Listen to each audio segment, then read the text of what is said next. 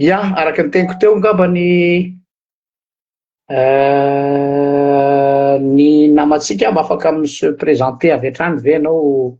amireto mpanaraka ny pejy reto amin'ity takariva ity mandra-pahatafiditry Mosotanina moa zany de efa mandeha moramora eny tsika. Afaka miditra ihany Mosotanina fa le any ampidirina am'le any izy, midiro am'le lien hoe de ampifandegasinao aso tenenina izy.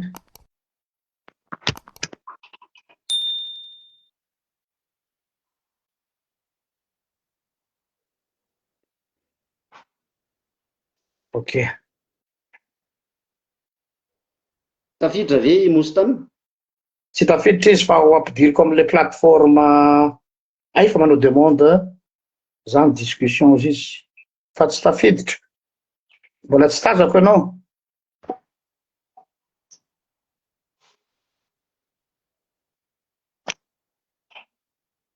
Lasa hoe Mosotanina.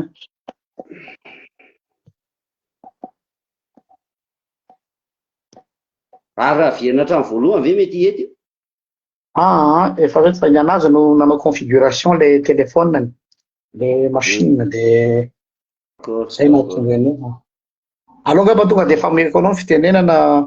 anao présentation amin'ny mpanaraka ny pejy satria le olona koa moa nanjary lany ny megany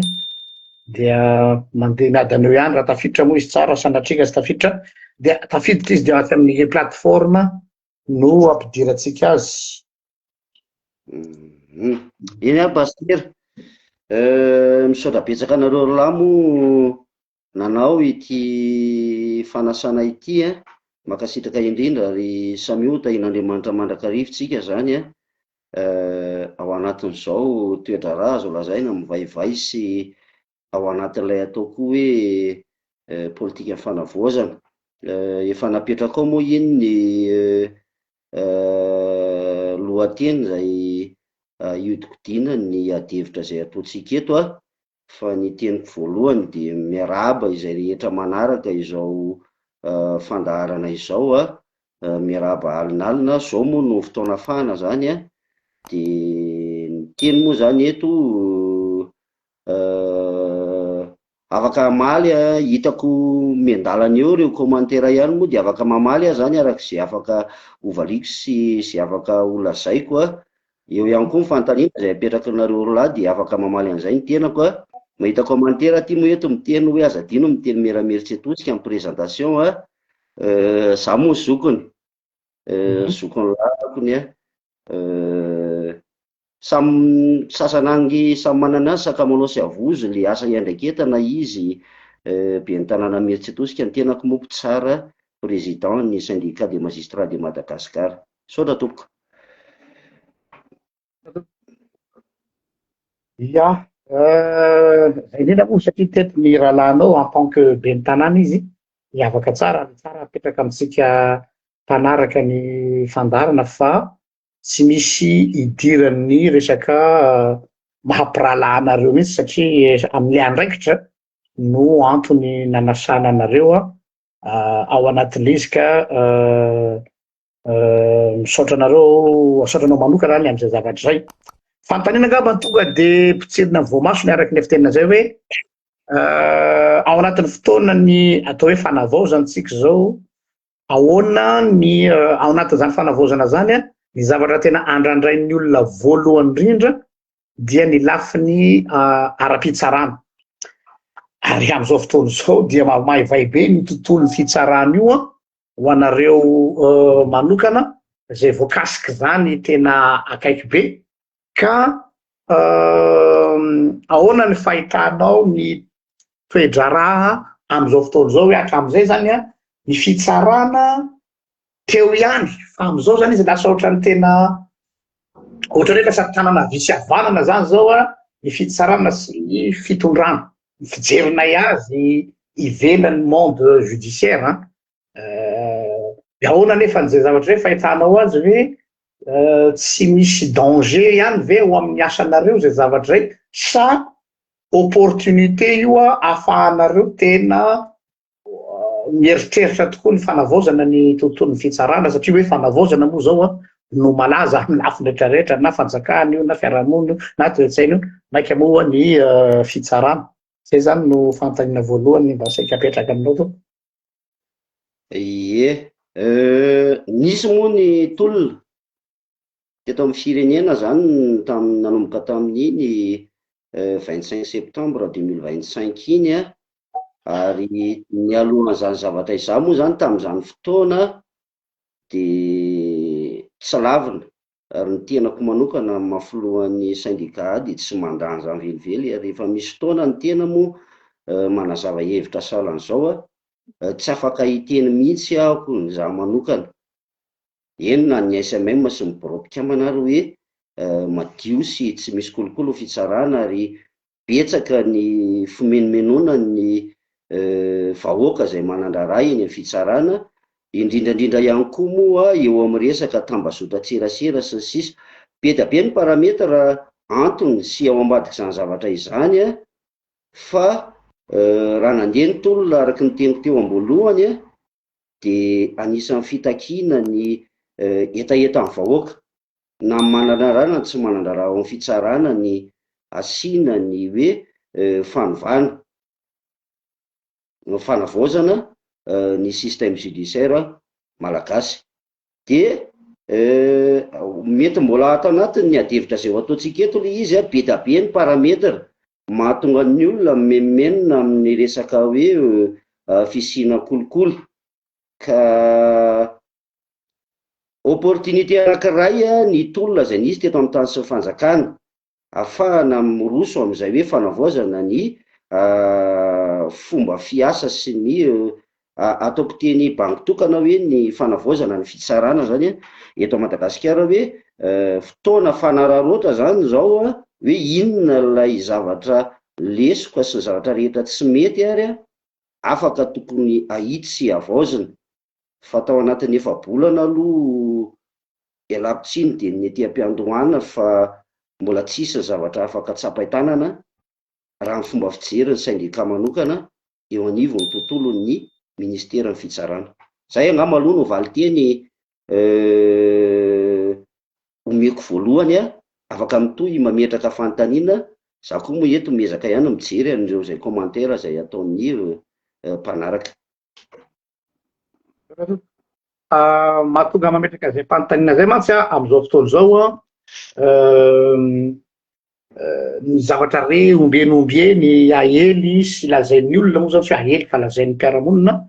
amin'ireny situation politika amin'izao fotoana izao reny a, dia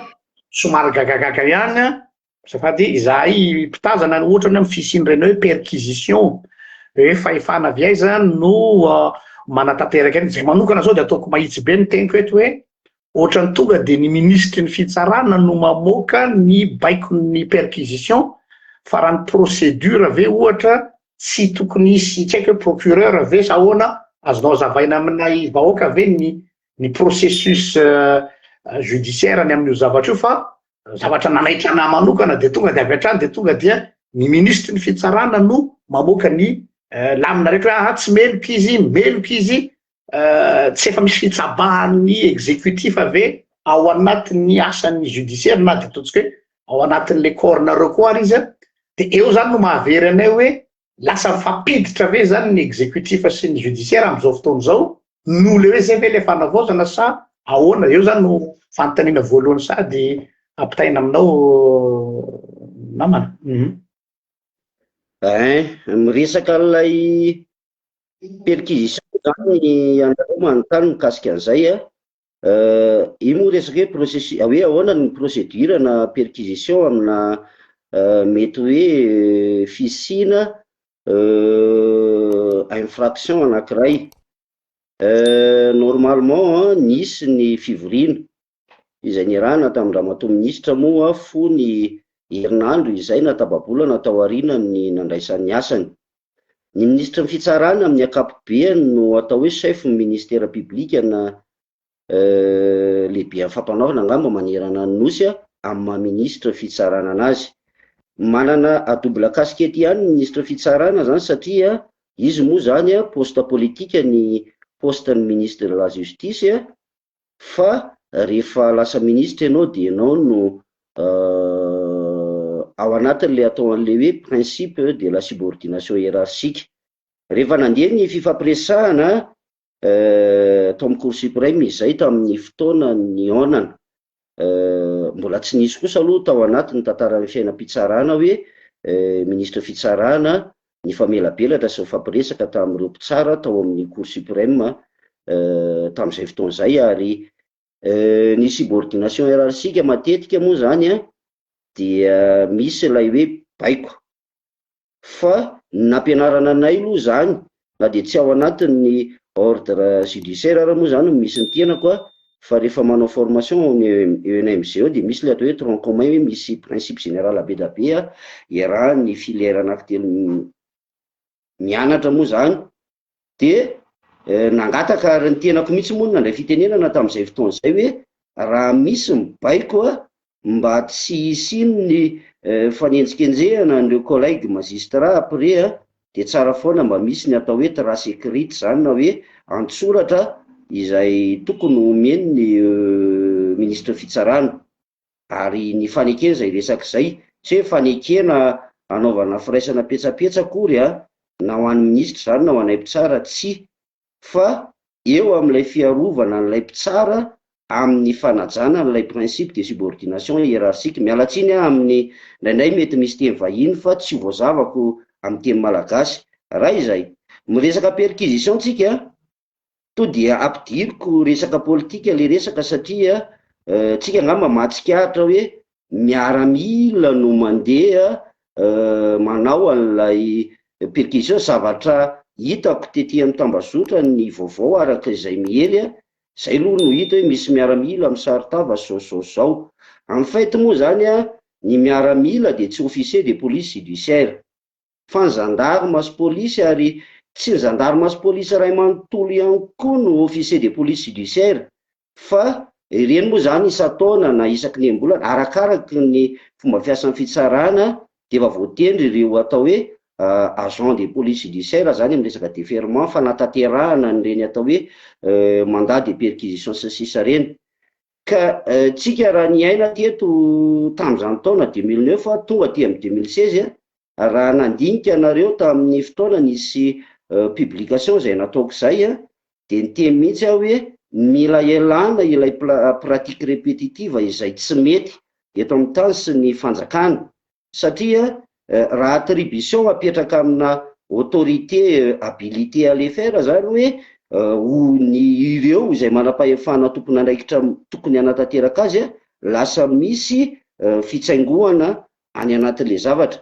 Ianao moa teo i pasteur ny teny hoe ny ministra mihitsy zao ny tenako aloha zany aloha tsy afaka ilaza ny fahamarinana ny zavatra noteneninao na ny mahadiso azy, satria na izaho tenako koa dia manontany tahaka ny anontanianao hoe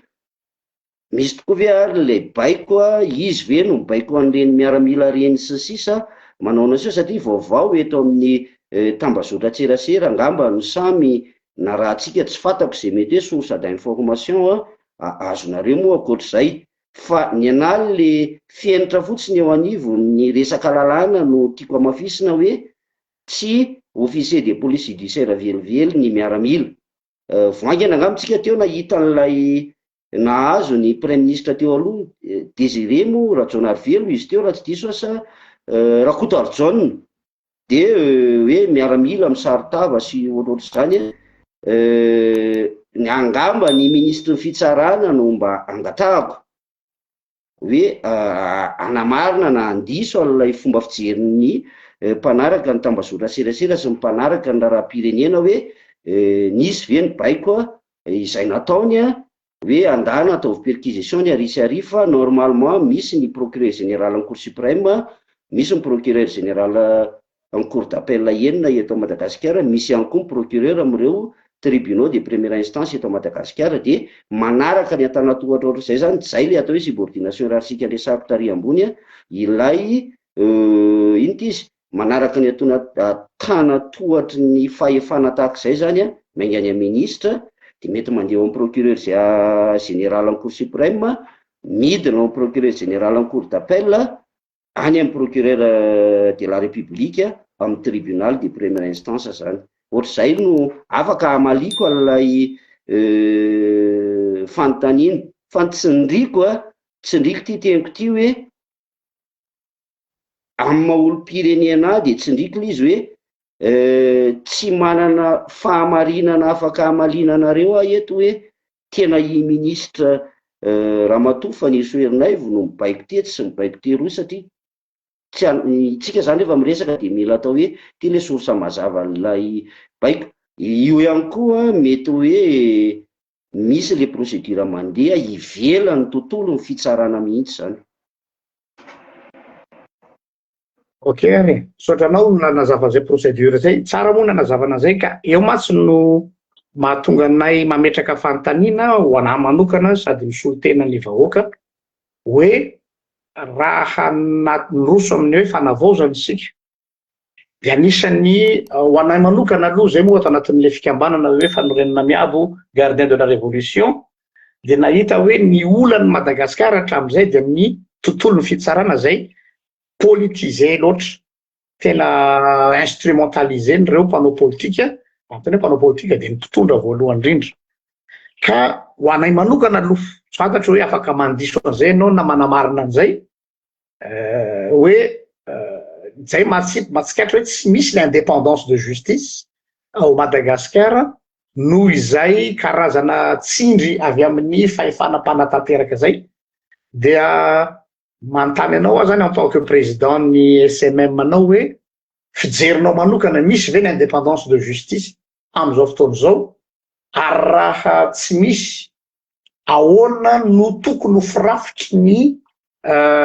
fitsarana eto Madagasikara mba hisian'izay indépendance de justice satria misy ohatra zao namana nametraka fanontaniana zay ovakiko eto le izy laso kely aloha fa jonglé amin'ilay zavatra tokoa moa de misambadida kely mialatsiny indrindra fa misy imprévu be deaibe hoe fa manino izy zay ny fitsarana ataon'ny fanjakana atao fitaovana politika foana fa ary de voatery lasa voafehatra aminareo amin'ny SMM tsy mba misy izy mijorona iray zao izy ka misy hoe rafi-pitsarana dia ny filohan'ny CSM na ny président filohan'ny CSM ny zaso hoe fomba famalina hanoratra sao de dekoana zao koa misy hoe rafi-pitsarana dia ny filohan'ny CSM dia avy amin'ny filohan'ny république ny président de république no manana quota ohatra koa amin'ny ACC mifangaro le fanontaniana ny ministre ny fitsarana eo ambanin'ny fehiny président de république ihany koa dia aiza hoaizany mety ho fahaleovan-tena somary mifangaro be le fanontaniana fiainana tsiny fa raha tsorona angamba n'le tiany tenenina de hoe possible mbola tokony anana anjara quota zany ve ny filoham-pirenena eo amin'ny fanendrena ny olona ao anatin'izany rafitra rehetrarehetra zany mba hahatonga an'ilay indépendance de justice. Miresaka indépendance de la justice moa ianao anatin'izay zay fanazavana omban'ny fanontaniana zay napetraka pasitera zay fienitra fotsiny tiana hoe principe no hazavaiko hoe ny atao hoe fahaleovan-tena fitsarana moa zany dia tsy fitsabatsabahany mpanatanteraka sy ny mpanao lalàna amin'ny asa-pitsarana zay ray. Fa ny singa faharoa manaraka an'izay ny fahaleovan-tena fitsarana ihany koa dia manambara hoe ny mpitsara-pamoaka didy dia mahaleo tena amin'izay didy avoakany araky ny lalàna. Ny fahatelo manaraka an'izay miresaka ny filan-kevitra ambony mpitsara ianao na ny conseil supérieur de la magistrature zay ny tenako moa nisy taona à l'époque ny fanambarana nataony colonel Patrick hoe ny tenako sy Mamy Ravatomanga no mpanino ty izy mpanao affectation ampitsara ao amin'ny CSM sisa io moa tsisy idirako fa azavaiko ny atao hoe filan-kevitra ambony mpitsara. Ao amin'ny filan-kevitra ambony mpitsara zany dia misy mpikambana eo amin'ny 12 voafidy izay ny mpitsara no mifidy azy.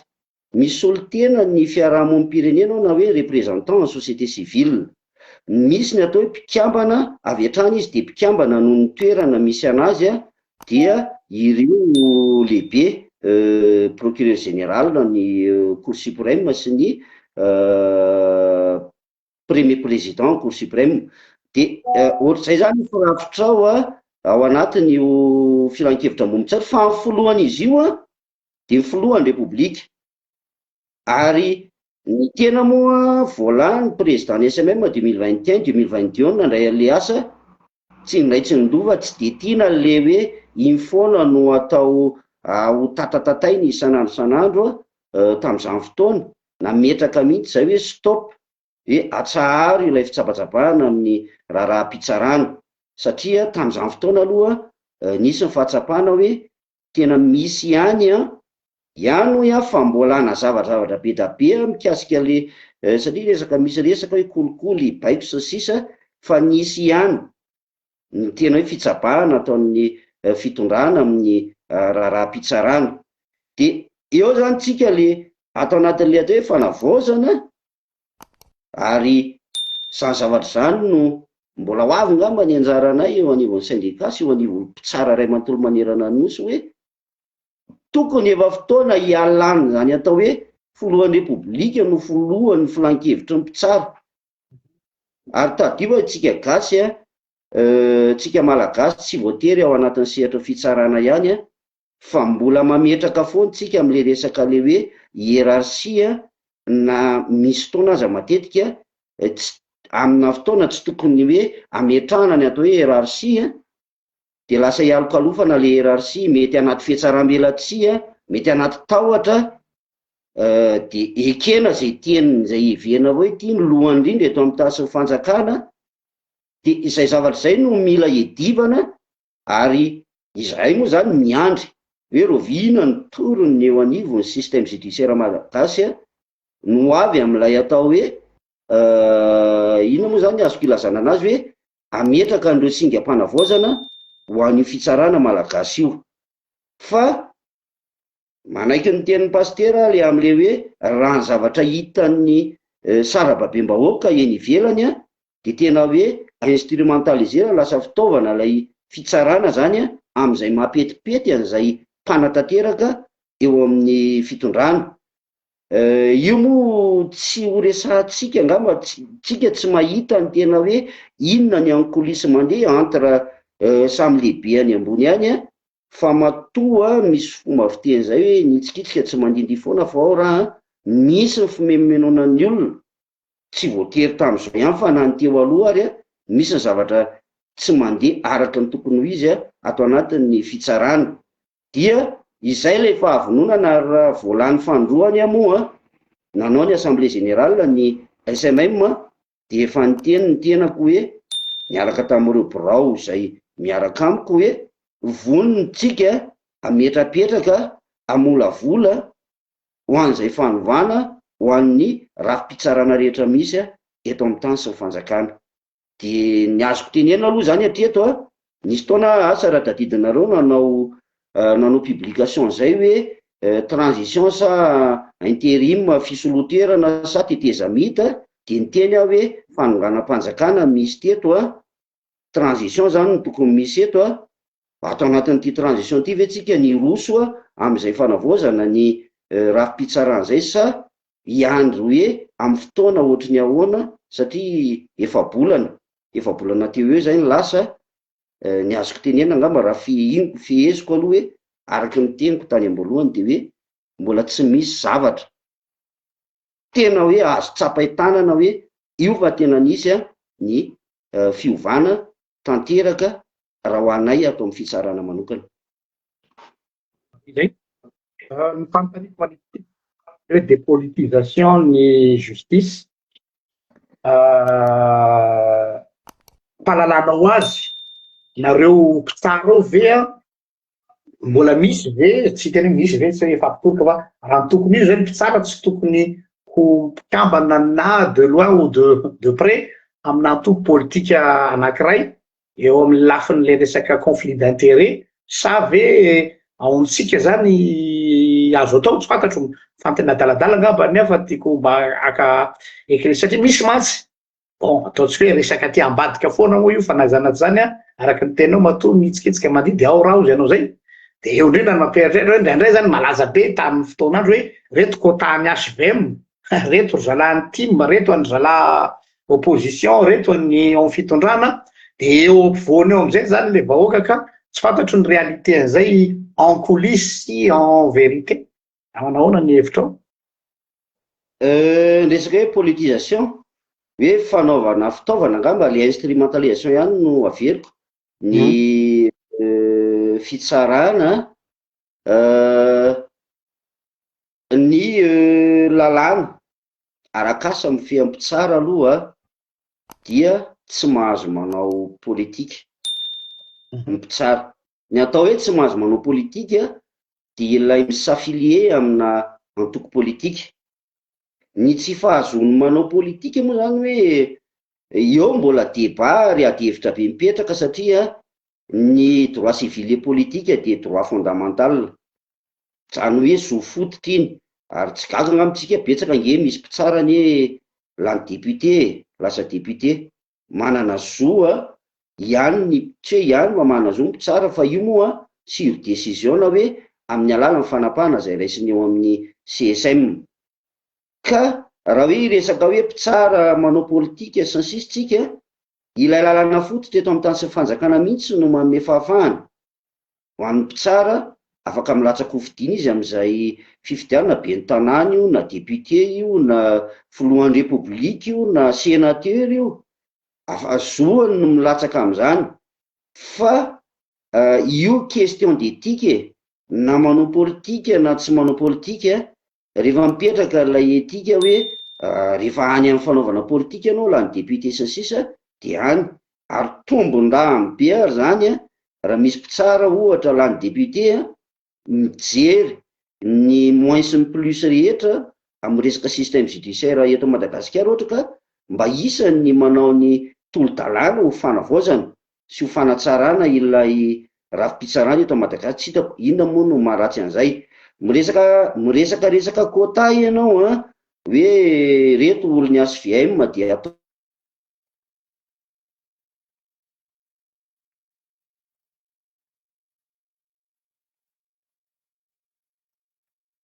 an'izao fa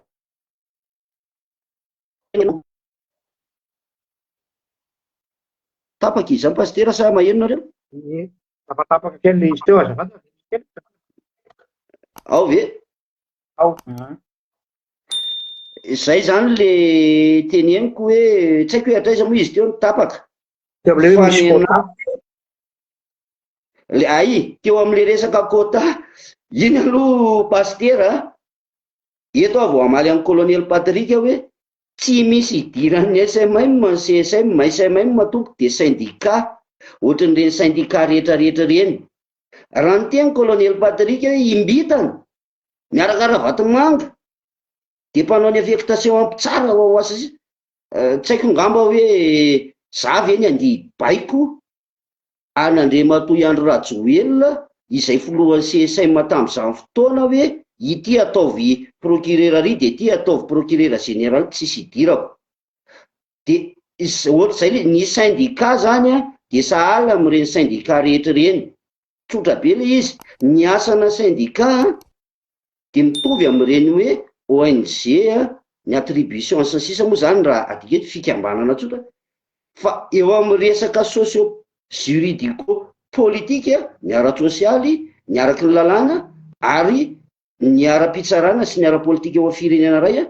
dia tafiditra ao anatin'ilay hoe groupe de pression ny syndicat mijery ny plus sy moins amin'ny zavatra tsy mety ao amin'ny tontolo ilay secteur misy azy. Ohatra ny anazy zao atao amin'ny fitsarana dia miteny rehefa tsy misy zavatra afaka hoe tsy maintsy tenenina dia ohatr'izay le izy. Fa le resaka quota resahanareo eto iny tsy miditra amin'izay mihitsy ny tenako hoe misy ve any hoe ohatra zany zao ohatra amintsika miteny zao zany ataoko exemple akaiky le izy zao hoe miova sata miovandrina miova ny fitondrana tsy hay moa izy ity mbola ny ataoko tsindry kely foana entre guillemets hoe miova hoe transition ty sa intérim sy ny sisa dia hoe mety ho avy koa ve hoe hovaina koa ve ny procureur ery sy ny procureur général ery sy ny sisa,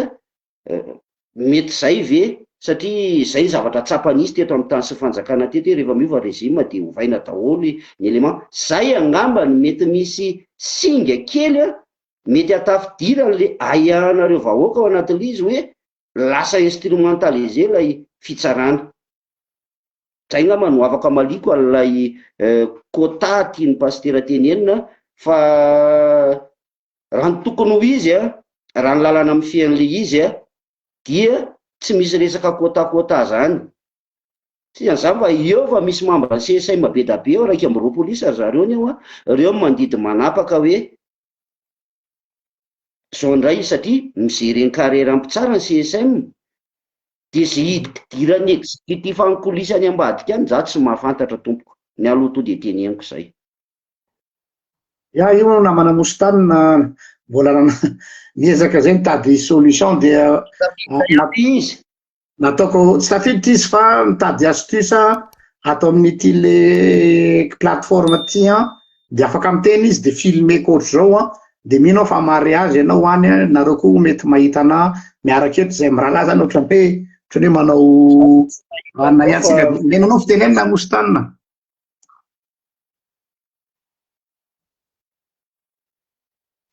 tsy eno a? Mbola vao hiteny izy, mbola misy décalage kely.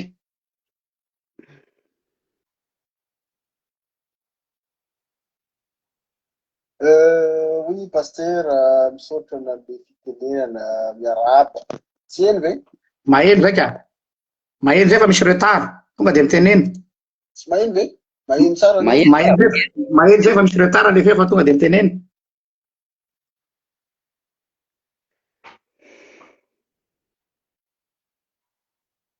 Alefaso.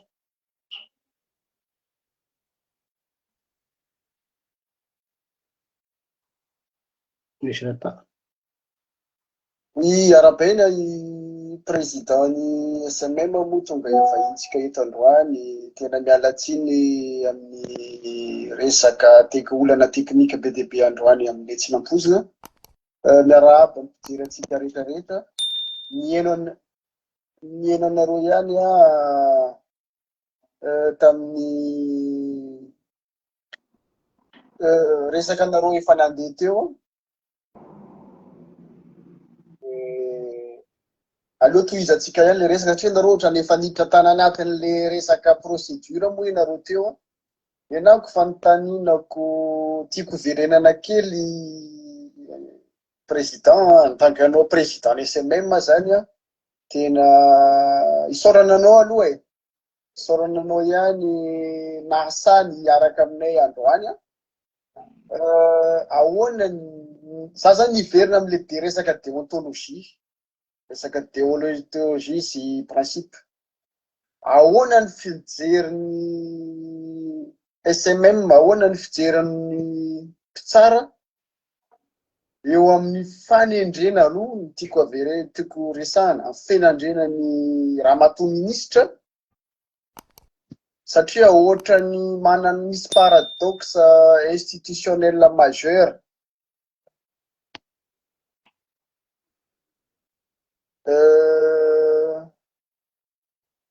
Misy olona ray zany efa désavoué par le syndicat, ni sanction par la loi pénale, de niverina avy tany tonga de izy mitondra le ohatrany hoe nommé en tant que ministre de la justice. Aiza ho aiza zany le principe de justice, indépendance de la justice amin'izany, tsy misy conflit d'intérêt ve ao? Ahoana ny fomba fijeriny namanareo rehetrarehetra tsara amin'izao alohany ny olona ny vahoaka ino hoe zany fitsarana madio sy mangarahara zany, satria misy olona ohatrany hoe amboniny lalàna zany. Ahoana ny fanazavany syndicat zany fomba fijery zay alohan'ny manao fanontaniana hafa. Misy retard kely moa ny feontsika, mety rehefa kelikely Moustane vao maheno fa tonga dia omena ny vahintsika ny famalina fanontaniana. Tao ary to. Maheno ve tsika? Mare. Ohatrany tsy mahita sary tsony mantsy pasteur. Za eto fa tsy maintsy ataoko miaraka eto sarinay rola dia afaka miteny ianao. Zao zany ilay fandehany ary iny sara tadidinareo angamba ny andro ny 24 Oktobra. Dia nisy publication natao mato ministra fitsarana tamin'izay fotoan'izay hoe imbitana président SMM dia manao mianasina grevy raha ho atao ministra fitsarana ny tenako, nisy zay. Ary moa teraka polémique sy ny sisa. Ny anaty tsotra be na tamin'ny premier mandahako amin'ny maha-président SMM ana amin'izao deuxième mandat zao ary voalany moa nisy ny assemblée générale atao aminay. Dia nametraka foana ny tenako. Tsy ho anjaran'ny SMM mihitsy ny teny hoe Irakoto na Irabe na Irasoa na Iravao atao ministra fitsarana. Ary raha nisy moa ny intervention natao Andramatoa ministra tamin'ny efa ray volana tao aoriana izay tamin'ny Joary Ravoajanahary dia efa nanazava izy hoe nisy ny malentendu tao anatin'ilay situation misy. Zara moa no ny teny ifanirosoany mantoroko. Taiza moa no nidirako ho birao tao amin'ny SMM raha tsy fony izy filohan'ny syndicat mpitsara teto Madagasikara tamin'izany fotoana. C'était en 2016 tamin'ny taona 2014. Za tsy miditra lalina araka ny fantaniany Mostana teo hoe question ana déontologie sy ny sisa. Ny any teneniko dia tsotra be. Ny olona izay manendry ny mpikambana tao amin'ny gouvernemanta any angamba no tsara hiantefany ilay fanontaniana. Satria ny antony poste politika hoy aho tany am-boalohany,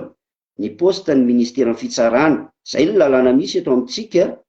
dia izay tononony eo anivon'ny fitondrana mpanatanteraka no ministry ny fitsarana. Ary ny tenako nametraka an'izay foana rehefa mifampiresaka satria tsy afenanareo hoe ao no manontanontany hoe iza no atao ministra tsika sy ny sisa. Raha mbola misy olona ny afaka nyteny hoe ino rambitana président SMM manteny hoe ianona atao ministra anay na ianona aza atao ministra, dia afaka miteny ngamba le olona hoe nanao an'izany ny tenako. Ny antony to dia azavaiketo ary zava-dehibe tsy ho an'ny SMM rehetra zany zavatra zany fa ho an'ny syndicat rehetra eto amin'ny tany sy ny fanjakana, mba hanana ny syndicat hazon-damosina amin'ny fotoana ilana azy fa tsy hoe andeha tatatata foana akory na hiteny foana. Zao occasion zao tsika androany zao fa mba tsy dia tsara ny syndicat zany hoe andeha hitady CGR sy andeha hitady CGR hoe aka poste politika. Fa raha ny syndicat-ny magistrat de Madagasikara ohatra no andeha hiteny hoe ianona no ataovy ministra anay, tsy misy zavatra tonga lafatra eto amin'ny tany sy ny fanjakana. Ka raha izy zavatra ny kipaimpai na zavatra olana tokony hoe mba ahafahan'ilay syndicat mijoro, nefa izy no nandeha hoe nanolo-kevitra sy nitaditady lalana à gauche à droite hoe ty ataovy ministra fa iry aza atao ministra, dia mamatotra n'ilay syndicat izay. Dia zay no tsy mety. Fa ny anahy dia tsotra le principe hoe tsy andraikitra ny syndicat ny andeha hiteny amin'ny exécutif. Efa ao anatin'ilay zavatra andresan'ny Mostana teo zany hoe ajaina le indépendance an'le justice dia tsy andeha hiteny amin'ny reny exécutif hoe ianona atao ministra anay na ianona atao an'izao. Io ny azavaiko aminareo amin'ny rahalahy sy ho antsika rehetra mpanaraka dia hoe na inona na manao ahoana na manao ahoana, zay aloha ny lalàna misy eto. Sauf anga hoe isy ny fanovana sy ny fanavoazana ka tsy ho andraikitry ny any amin'ny ivon'ny filoham-pirenena ntsony no anonona izay sy anendry izay ministra fitsarana. Zay zavatra hitako ihany moa hoe anatina tany-tandalàna tany demokratika tsy lozika hoe tsy ny mpitondra. Fa averiko le teniko hoe question d'éthique le izy ao anatin'le asa zay tandremana sy sahanina. Zay angamba tsy haiko hoe raha misy adiniko amin'le mikasika le fanontaniana. Tonga dia teny aloha fa taraikiraiky ny feo vao tonga any Mostana manao fanamarina kely ho anareo manao commentaire misy miteny hoe aza resahana raha matoky minisitra miala tsiny tompo fa raha fitsarana tia tsy maintsy voakasika izy ary misy resaka politika io ka eto tsy misy fijerena arinantavana iza na iza manana ny indépendance-nay zay tsy mana fitonganana amin'izanizaka ny atao hoe attaque personnel ho an'le namana miteny eo dia tsy miresaka tare zay na miresaka ny vie privéany fa miresaka ny mikimaky eo anivon'ny fitondrana misy zany ny zavatra anankiray dia ivrenako kely zay hoe misy namana ato mametraka fanontaniana hoe ministre Fanirisoerina avy ihany no nanindraindra le resaka hoe capture d'état capture d'état zay nampiasain'ny mpitondra fanjakana teo aloha ny amin'ny fanjakana zay misy ifandraisany amin'ny mpitsara satria ny instrumentaliser mpitsara ireo mpitondra teo aloha ireo tamin'io capture d'état io ary misy entité anankiray manaraka koa izay atao hoe groupe na mafia ao Madagasikara izay hitapoky hitam-pirenena fa mampiasa namanareo mpitsara sasatsasany eo zany fanontaniana mipetraka hoe ahoana no système hitanao sy hitan'ireo ekipanao ideconstruisena an'izay lien zay hoe misy olona tsy maty manota mafia ary tena misy io informel ao Madagasikara izay manao capture d'état ny fanjakana amin'ny alalan'ny ministère fitsarana sy ny fitondram-panjakana ka mahatonga ilay hery famoretana eo amin'ny fiainam-pirenena ahoana ny mety solution azo vana ve zany sady hoe hipetraka fotsiny amin'ny apetraka amin'ny conscience n'ilay mpitsara za mantsy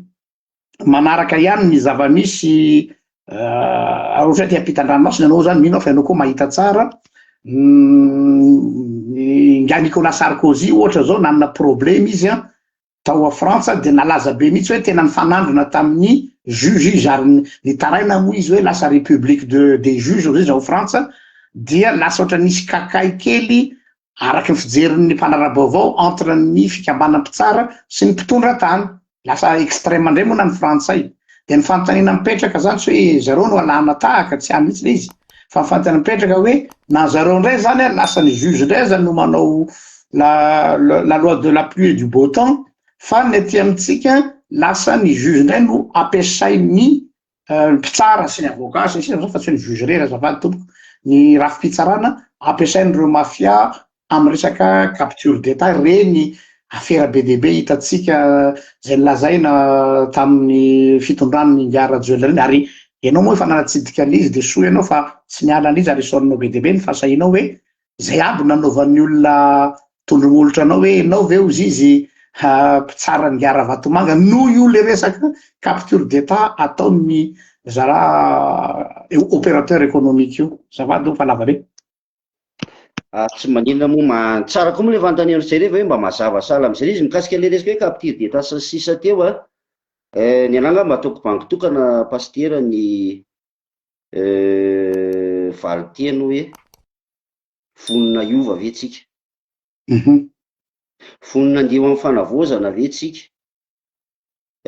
vo efa-bolana moa zay no lasa misy zavatra eto tokony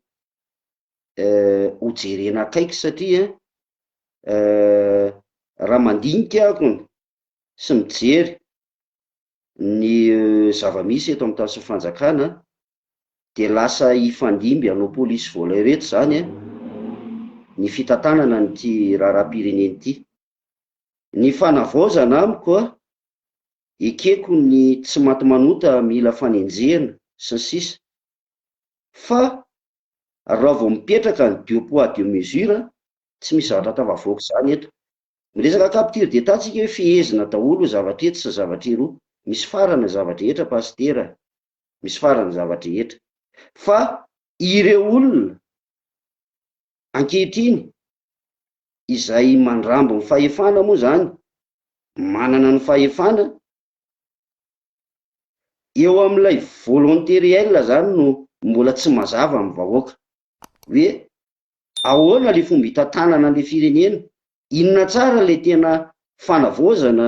mila atao tsy resaka fitsarana ihany ny olany eto tsy resaka fitsarana ihany ny olany eto fa fitsarana moa zao no resahantsika eto amin'ny maha-président ny SMM ny tenako de teteny aho hoe be da be ny zavatra mila avaozina. Tsy haiko moa rehefa kelikely eo tsika ho avy amin'ny antsipiriany hoe inona ny antony mahatonga n'ilay fomenomenona vahoaka miresaka kolikoly. Fa ty moa mbola hoe capture d'état de ny anahy ny teniko tsotra sy mazava hoe ifandimby anao polisy voalay reto ve tsika sa tena ho sa hoe na tamin'ny andron'iza na tamin'ny andron'iza de ifamela sa mbola ifamony sy ifamely ankolaka sy mivantana eto. Zay zavatra zay no mila jerena. Fa io raha vao atao resaka kobakambava zay ny nisy fotoana na kivy ary tsy afeniko zany anginana, satria tonga amin'ny fitenina izy hoe misy fotoana anginana, misy fotoana mandinika na de ny fiarahamonina misy sisa kivy de hoe aleo mangina. Fa ny antony nampatonga ny tena hoe am'izao indray aloha miteny de mbola manana indray mifondra rehefa nantenana hoe niova ny fitondrana, donc tokony hisy zavatra iova zany. Fa tsy haiko aloha raha ho resantsika tsipiriany capture d'état tsy capture d'état aloha zao procédure sisa mety efa raha miresaka attaque personnelle le izy tsy de tsara zany, zavatra tsy mety fa ilay volontarelany ilay fahavononana mazava no ilaitsika zany ankehitriny de mbola hoe vao efa-bolana ny lasa.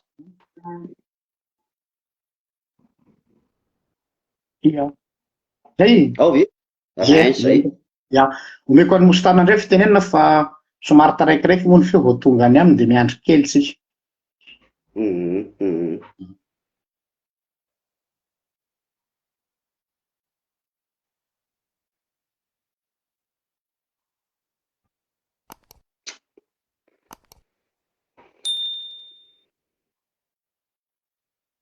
Ny anareo henoko tsara fa ny anako ny dekale tonga ny aminareo tsy fantako maninona.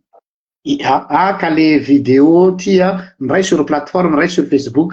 fa tsy maninona fa tonga de mitenena.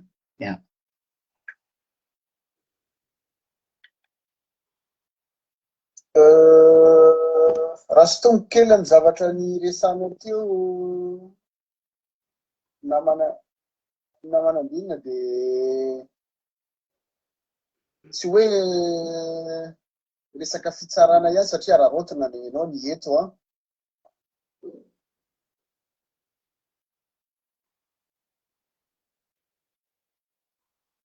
lasa indray ve? Tsy lasa fa mbola le taraiky le feo. Ay le midécale. Tena décalé zany feo zany ndray ny lasa décalé fa mialatsiny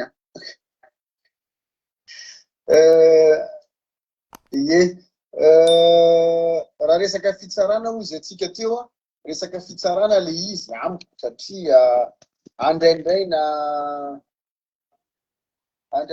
ianareo tsara zany mba soa ihany fa manana mpitsara atsika ao anatin'ny syndicat afaka miteny afaka mirahina miteny hoe misy zavatra tsy rary satria ohatra nefa very zany le malagasy tsisy olona ianteherana tsony raha ohatra ka misy atao hoe syndicat ny magistrature zay mijoro satria inona tenentsika ankoatra ny miaramila ny force de l'ordre na tonga am'izao olana be deabe zao ny fitsarana ny tompony andraikitra voalohany raisitsika ny HCC mpitsara ihany reo anisan'ny ambonimbony raha manoteny ianareo nienanareo bebe kokoa ny olona toy zay mpanao politika nefa ohatra ny mbola matahotra tsy mahasahy miteny ny akamaroany isaorana moa manokana ianao mahasahy miteny fa raha ohatra ka organise tsara le izy misy mahasahy miteny ohatra ny raisitsika exemple satria efa resanareo ihany resaka hoe perquisition teo mandraky ty androany tsy misy mpitsara na olona mpanao lalàna ray miteny hoe rariny sa tsy rariny zany militaire force militaire manao perquisition zany misy miresaka moa anatin'le izy hoe quelques têtes ihany militaire misy fa misy fa miteny hoe milisy mbola tsy nahita porofo moa tsika amin'izany. Ay zany aiza ho aiza ny sécurité malagasy zany amin'izany ohatra hoe tena lasa capture d'état zany hoe fitaovana le fitsarana. Raha raisika exemple zavatra voatsela nandeha any États-Unis manao ny ataony Trump hatramin'io mampiasa an'le force AIS io fa raha vao niteny ny Cour suprême dia niemotra ihany Trump na amin'ny resaka taxe douanière ny Trump mihoapapany dia niteny ihany koa ny mpitsara ny Cour suprême aux États-Unis amin'izao hoe ok zay fa tsy azonao atao eto ny limity. Dia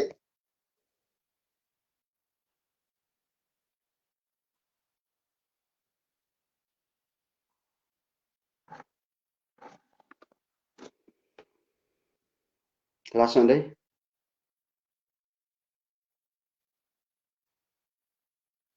ao ve mbola ve paster apoka inana daholo kamaroany lasa ohatr' zany le izy. misy zavatra tsy arako kely le resa mostanina raha mba afaka verina kely hoe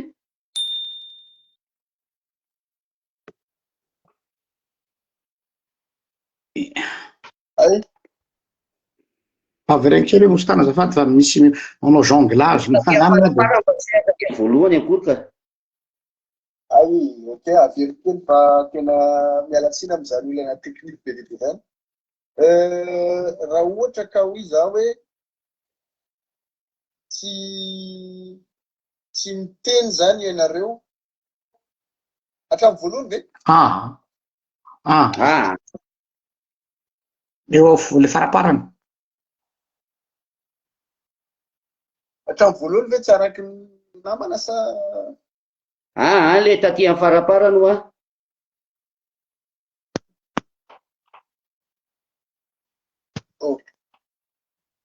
dia hoe ahoana zany ny andraikitra tokony raisinareo mba hoe mba misy mpitsara na syndicat na ny mpanao lalàna mba miteny hoe ahoana io zava-miseho amin'ny firenena io na resaka perquisition zany tsy ara-dalàna na ireo miaramila ampiasaina hoe ahoana ny miaramila no ampiasain'ny ministera ny fitsarana no perquisition na dia tsy manana décision définitive ary ianareo mba miteny mba afantaran'olona manao balizy hoe tsy complice ianareo tsy miombon-kevitra amin'ny tsy fanaran-dalàna ianareo fa ireo mihitsy ny tsy te hieny, ireo mihitsy ny tsy te hanaraka zany lalàna zany mba ahafantarantsika hoe aiza ny ady mitondrantsika an'le izy rehefa tsy manaraka lalàna manko ireo fantatsika ihany fa dernier recours tsy maintsy misy instance internationale io au moins zany mba misy namana gasy be dia be aty ivelany mba hivondrona hoe andao hitoriana amin'ny instance internationale satria efa hoe misy capture d'état io tena hoe utiliser zala ny administration sy ny fitsarana fa manana intérêt agir zany atsika au niveau international. somary lava moa le fanontaniana mostanina ny ahitsika kely aloha amin'le resaka vocable juridique ny resaka mandat de perquisition dia ao anatin'ny atao hoe fepetra ny famotokitorana zay le hoe mesure d'instruction amin'ny raharaham-pitsarana mandeha fa tsy mbola misy resaka hoe décision définitive ny atao hoe décision définitive mantsy dia le hoe didiraikitra didiraikitra ino ahitsika kely ohatra zay fa tsisy didiraikitra hoe tsy didiraikitra le hoe mandat de perquisition resaka hoe mesure d'instruction reny mamotokitorana hoe araky ny fisina fandikan-dalàna anankiray mety fitoriana efa mipetraka eny fitsarana. Mostanina moa mbola tsy tafiditra teo raha efa tafaresaka kely an'izay izao sy pastera tia hoe nitsindriky tsy le hoe anialatsiny tsy hoe manapaka teninao avy alao angomba aloha anazavakely fa manjary tapaka le fil guide monsieur Mostana. ny olana fa le olana tanteraka an'le mandat de perquisition tiako resahana ka eo aza tapahanao aloha olana natanteraka an'le mandat de perquisition le fanazavana fa azoko le izy fa sady rehefa manao débat ohatr'izao moa zany de mba ezahana koa le hoe mezaka kely mampianatra ao anatin'le izy ho any amin'le valiteny mihitsy moa ny tenako zany le hoe le resaka hoe olona manao an'le mandat de perquisition ianao moa mbola tsy teo fa efa nivaliko zay efa nivaliko tary ambony hoe tsy ny miaramila de tsy officier de police judiciaire fa polisy na gendarme no officier de police judiciaire mahafaly zavatra be da be ngam'izay ny resaka hoe décision mivoaka momban'ireny mandat de perquisition sy sisa reny na za miteny aminareo tsy mbola mana preuve eto am-pelantanana hoe ty zao nisy mandat ty tsisy mandat fa reny tsika samy niarana hita teto amin'ny tambazotra hoe nisy andiana miaramila misarotava vao tsy ela voangana teo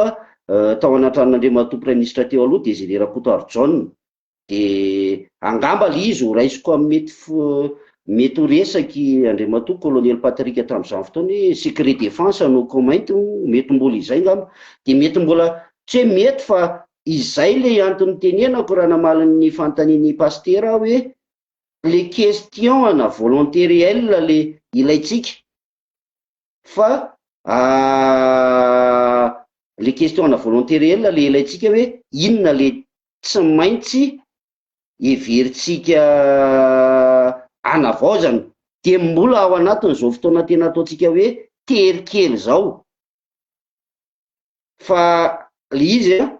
mijeritsika de mitazana de misy zavatra marim-potitra fa kianitsika hoe ty kosa tsy mety fa misy fotoana miteny misy fotoana tsy miteny ny any antony tsy teneniko de teneniko ty hoe ny ministre fitsarana amin'izao fotoana tompoko de président ny SMM teo alohako ary mantoroko amafisiko fa zany mantoroko hoe taona nahitako hoe tena olona niady ny ministre fitsarana à l'époque lorsqu'il avait été notre président de notre SMM tena niady izy de eo amin'ny toerana izy amin'izao de miandritsika hoe misy zavatra tsisy zavatra aro tanteraka zato isan-jato na tonga lafatra olombelona tsika fa tsy anjely de mijeritsika aloha amin'izao fotoana izao.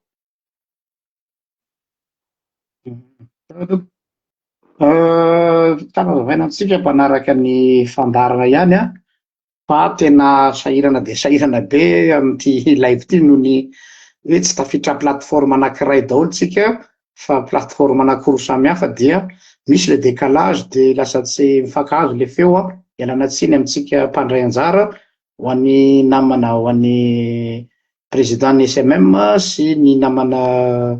Mostana ary nareo mpanaraka ihany koa. Misy moa to manao hoe tokony vakiana daholo fanontaniana rehetra tsy possible mihitsy ny amakina ny fanontaniana rehetra fa zay efa nomana ihany koa ary zay zavatra pertinent. Ny zavatra anankiray zay tiako apetraka araka ny efa nifampiresahantsika amin'ny rahalahy tamin'ny fanomanana président de ny hoe anisany anankiray koa tsy ahaizan'ny olona ny mampisy ny kolokolo le eto Madagasikara dia ohatrany hoe ny ninana tao mihitsy tsy ahalalàn'le vahoaka ny zoany sy ny lalàna misy ohatra fotsiny zao ny lalàna amin'ny teny frantsay mazava ho azy na le lalàna incompréhensible ho an'ny sarambabé vahoaka ny mahatakatra azy ary manaraka an'izay ihany koa sarotra ho an'ny olona ny mahazo an'le hevitry ny le ohatra karazana ina fraza zany le karazana terme technique sy akoatran'ny hoe fampiarana ny lalàna zay ataonareo amin'ny SMM ve tsy tokony isy hoe karazana fandahara mpampianarana na fanentana tsy haiko ahafahanareo manabe ny vahoaka malagasy indrindrandrindra ny ambanivohitra satria ny akabeazan'ny olana ara-pitsarana de olana ara-fananantany ohatra ny fahalalan'ny olona aloha ny atao hoe zo fototry ny any ampita moa na de ositsika hoe mandroso le mampandroso azy fantany ny lalàna aty zao tena ohatran'ny rano fisotro zany mitory zany tsy tokony zay aloha ny tanjony fa noho izy mahay lalàna de hoe zany zavatra ataonao zany izy pénal Za zao tsy fantatry ny gasy. Zany zavatra ataonao azy azy zao dia zao izy izy azoko enjehiny ianao. Fa ny aty ara tsy mahalala akory hoe manana zo izy hanenjika dia manary loatra ny mafia raha tokoa izay manana ny lalàna eo am-pelantanany dia tavela foana zany avoaka ahoana no fanavaozana mety azonao aroso eo nivon'ny fitondram-panjakana ny ampahafantarana ny vahoaka ny zoany ao anatin'ny lalam-panjakana, ny lalàna fitsarana zafady. Ie, efa nresantsika sy pastera tokoa moa iny, savaran'ando moa iny resaka iny fa eto amin'izay fanontaniana izay mihitsy moa le mba pitsopitsony kely mialatsiny raha mety hoe somary lavalava kely le fanazavany eto. Fomba fiteniko amin'ny fitenin-jatovo hoe matetika dia tsaky eny anivon'ny tambazotra serasera ny fitsarana, ary matetika ny olona tsy mahalala raha miresaka hoe fitsarana dia tsy mahalala afa-tsy ny atao hoe mpitsara. Azavaiko mialoha aloha fa ny ao anatin'izany tontolom-pitsarana izany fa raha kely misy eo amin'ny valo eo ny atao hoe acteur de la justice, hoe olona mentsehatra ao anatin'io tontolo fitsarana io. Ao ny mpitsara, prakitra rana, ny greffe, ny avokana, ny mpisolo vava, misy notaire koa na le mpanao tosoratra sy teny, misy ny ino ty izy ny expert, le fanaovana expertise sy ny sisa reny moa zany. Ao ny agent d'affaires moa amin'ny toerana mbola tsy misy avoka sy ny sisa dia agent d'affaires no miasa. Azafady dia maheno ve nareo pastera? Ya, maheno. Eo an-karazany fito valo eo, ireo zany miandraikitra ao anatin'ny antanatoam-pitsarana isan-karazany. Raha izay ny faharoa manaraka an'izay dia izao,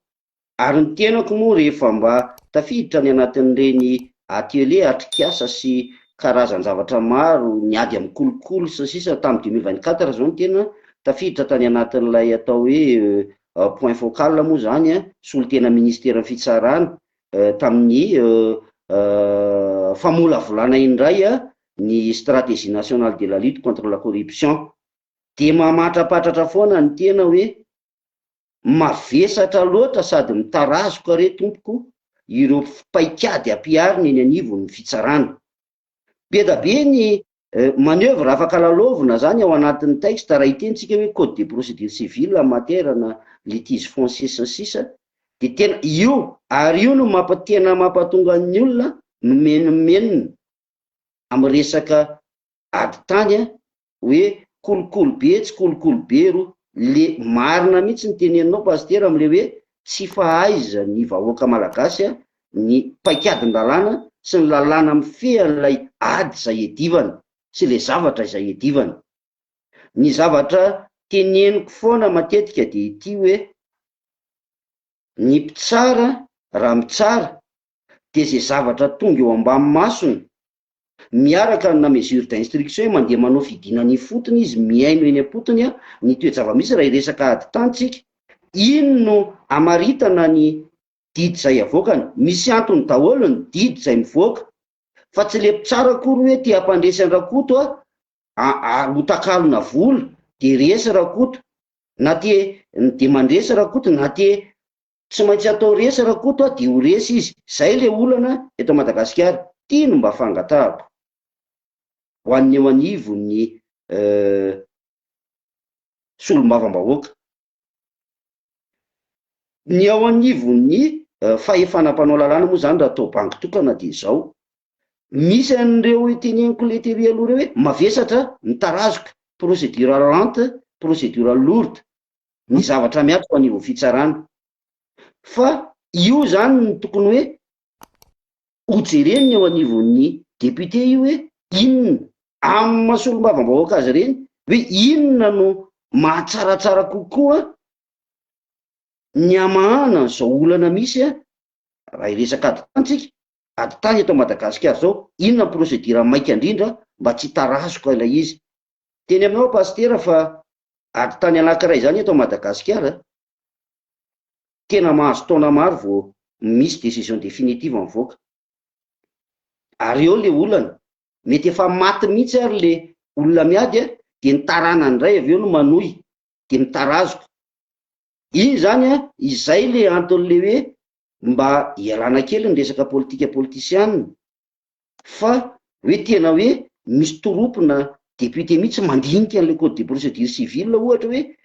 sy ny code foncier eto Madagasikara hoe inona ny tena mampatonga an'ity zavatra ity. Izahay na ty amin'ny syndicat ary mino marimarina fa na ny eo anivo ministera fitsarana tsy ho sakanao amin'izany, satria rehefa mavesatra sy mitarazo ka re procédure ao anelanelan'ireo matetika no idiran'ilay kolikoly na fiahiahina fisina kolikoly. Misy anie olona pastera teneniko anao fa tsy fahaizany mamaky an'io didio, de misy olona mahasamby teny anazy hoe resy ianao, tsy indray mpandeha tsindroa no nataty an-tranoko na eny amin'ny profesako anatonan'ny olona de hoe resy zay présidente izy ity, de fanareo eo tsy mahay mamaky an'ity, tsy hainay ny dikan'io, any amin'le teneninao mihitsy le izy. Zany hoe misy mesura goavana mila raisina zany, na amin'ny ady heloka io na amin'ny ady madio io. Tsaingoha kely eto ampanidinana, nahita an'ilay commentaire teo mantsy zao hoe mba jereo momba ny resaka divorce. Tsy haiko aloha fa za pragmatika eto miresaka, ny divorce tompoko eto Madagasikara tena mameno fitsarana raha mba fanadihadina nataoko. Donc sao de mba efa fotoana ny divorce par consentement mutuel zao hoe efa irahana ohatran'ny ny any France mantsy divorce par consentement mutuel, ny eto Madagasikara fisarahana mbola noho ny adisoana divorce pour faute. Misy procédure goavana tsy maintsy ajay lepo tsara ao, de zay no mampitarazoko an'izy zavatra be da be ohatr' zany zany an'lay mila fanitsina. Za teniko tany ambolohany angamba pastera de ny teny tsotra sy mazava hoe tsy afaka hiteny tompoko, satria tsy zany miandraikitra ny asan'ny mpitsara, tsy afaka hiteny hoe tsy misy kolikoly ao amin'ny fitsarana. Ny teny mihitsy tany hoe nitsikitsika tany amboloha hoe nitsikitsika tsy mandihy foana fa matoa ny olona memenina. Fa za kosa nefa de mahasamby teny arombako manana Andriamarika ary io ny tena olana goavana misy. Mba hitreretinao ny pastera hoe raha tsy diso raha mbola tsy miova ny tany tsy fahaiza mamaky teny sy manoratra eto amintsika nge raha tsy diso 66 65% izay. Ao le olana ny didy io tsy afaka hoe zay tian'le mpitsara no soratanao hoe ohatr' zao fa tsy maintsy araky ny lalàna ny anoratana ny didy. Zavatra ohatr'izay zany no ilana an'ilay ino ty izy, ilana an'ilay hoe averiko ampidiriko an'izay resaka politika, tsy politika politisiana mihitsy resaka hoe politika madio hoe anavoto ve tsika Iandro Roviana fa tsy tokony efa fotoana fanararoatra ve zao am'le izy. Zay zany ny fanampin'izay ny aty teneniko mety misy ho tezitra fa ty teneniko ty ny fitsarana tompoko représentant ny troisième pouvoir eto Madagasikara, zay le hoe pouvoir judiciaire. Ary io koa matetika no mahatonga n'ilay hoe lasa instrumentalisé ny fitsarana, satria ny antony tsotra be, tsy mipetraka ilay atao hoe pouvoir judiciaire na amin'ny constitution 4e république io ary du juridictionnel ny soratany ao fa tsisy soratra. Ary amin'ny exécutif législatif mariany tsara hoe législatif exécutif fa ny anay hoe du juridictionnel raha olidy hoe du pouvoir judiciaire. Misy nuance be zany pastera fa mety hoe misy ny tsy mahatakatra an'izay. Ny tsy fametrahana fitsarana amin'ny troisième pouvoir anazy eto Madagasikara ihany koa de tadidio fa sorsana zavatra azy. Malaise be da be na amin'ny resaka fonctionnement normal sy fonctionnement quotidien le fitsarana, na amin'ny resaka liaison politique ny hoe fifandraisana tsy maintsy misy zany, tsy miresaka politika politisiana eto fa miresaka le tena hoe politika c'est l'art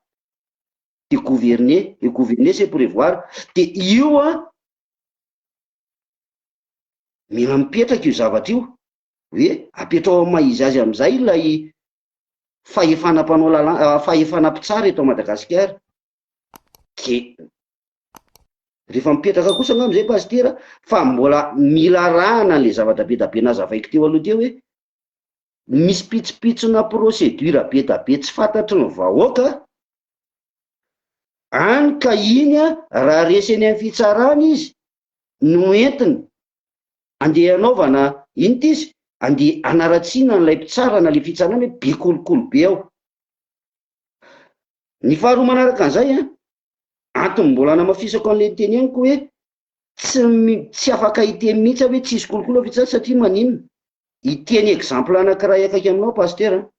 misy vidéo caméra de surveillance ao amin'ny fitsaranao.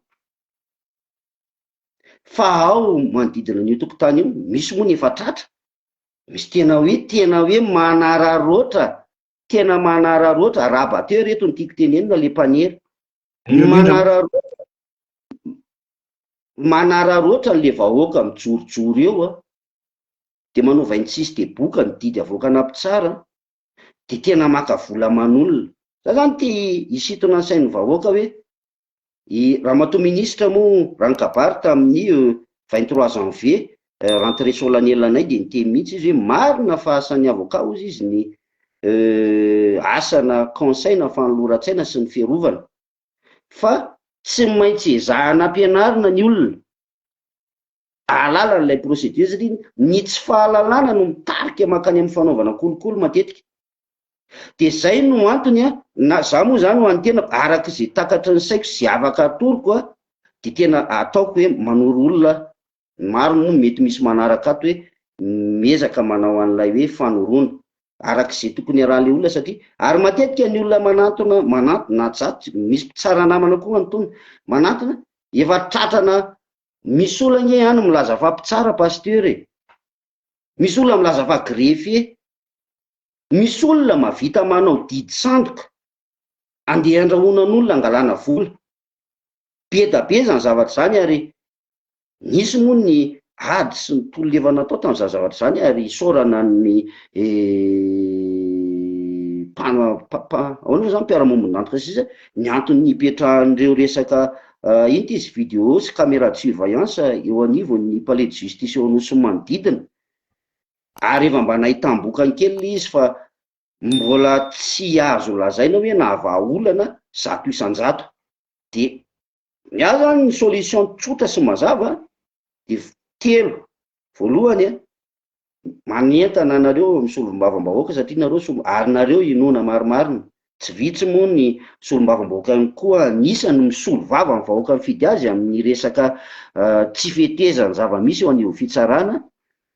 de ny eo anivon'ny ministera fitsarana, ny eo anivon'ny exécutif indrindrindrindra reo zany le solution telo hoe aleo jerena le point le teboka araka le efa nazavaiko teo zay vonona afaka hoe tiany avaty aminay zao no mamety ny asa-pitsarana. Zay ngamba pasteur, mety lava be izy fa miala tsiny akony. Ilaina zay ka omena ny nositana fitenena fa mandra-pahinona ny teniko te da nararoatra ihany aho hoe eo indrindra no olana angezabe ny mialatsiny moa fa tsy ananakavana raharam-pirenena zay mahita hoe manana kompetensy amin'izany ny fanoratana lalàna momba an'izany ve ny solombavambahoaka antsika reo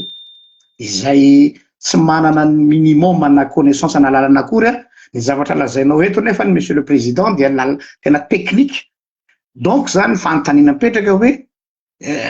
reo assistant parlementaire an'ireo ve tsy tokony olona mianatra lalàna ihany farafaratsiny no mba miassiste an'ireo député reo fa mifona fa any amintsika ane rehefa manana volamena sy gourmet teny amin'ny tanana sy peratra sy 488 dia azo fidina député de mpanao lalàna nefa ny tsy namaky lalàna mihitsy ny masony hatramin'izay naolona azy iny tsy ary siny dia anankiray ihany koa amin'ny idorany pasteur valikely vetivety aloha zay raha mba mety mikasika ny solombavambahoaka hoe manana capacité intellectuelle sy compétence ao amin'izay ve zareo andinika techniquement sy sisa mikasika ny resaka lalàna fanotsiana fanavaozana fanovana lalàna sy sisa amiko manokana tsy voatery, fa kosa ao 230, 230 sa 230 ny député atsika be pahay lalàna ao, be pahay lalàna ao amin'ny ary tsy lozany zay hatramin'ny elaka hatramintsika miteny zao ny lalàna rehefa lanina man tsy hoe lalàna ao amin'ny Mampikona ohatra na lalàna ao amin'ny Maindrano na lalàna ao amin'ny Meritsetosika fa lalàna ao amin'ny Madagasikara, ary ny député atsika de député de Madagasikara, zany hoe ilay député rehetra zany na eto no mba angatahako hoe zay atao amin'ny syndicat de magistrat de Madagasikara ary inoko koa ny syndicat de greffier de Madagasikara satria samy ao ny ordre des avocats, ao ny chambre des notaires, chambre des huissiers sisy hoe inona ary zavatra ho ataotsika atsara ity rafi-pitsarana eto Madagasikara ity, de afaka hoe mamolavola an'le izy de afaka mampifanolo-kevitra amin'ny député zany ao anatin'izay, fa tsy voatery izy hoe hoarana zany na ho ainy le izy. Fatako hoe mbola somary manana endrika politika politisiana ilay élection législative ety amintsika hoe député mampanantena amboatra lalana sy amboatra tetezana na amboatra sekoly sy ohatroatra zany, mizapara ny resaka siady moa iny efa an'zareo maleo tena, de eo le olana fa tsy dirako iny satria any amin'ny législatif iny, fa ny ato amintsika ato amin'ny resaka judiciaire zany amin'ny vahoaka rehetra zay manaraka moa tena misy ny zavatra be da be mila remina de vonona zany ho amin'izay fanarenana zay. Inary meko any Mostanina angamba ny fitenenana fa lavalava ihany ny atao izay fa mandra-pahenoany.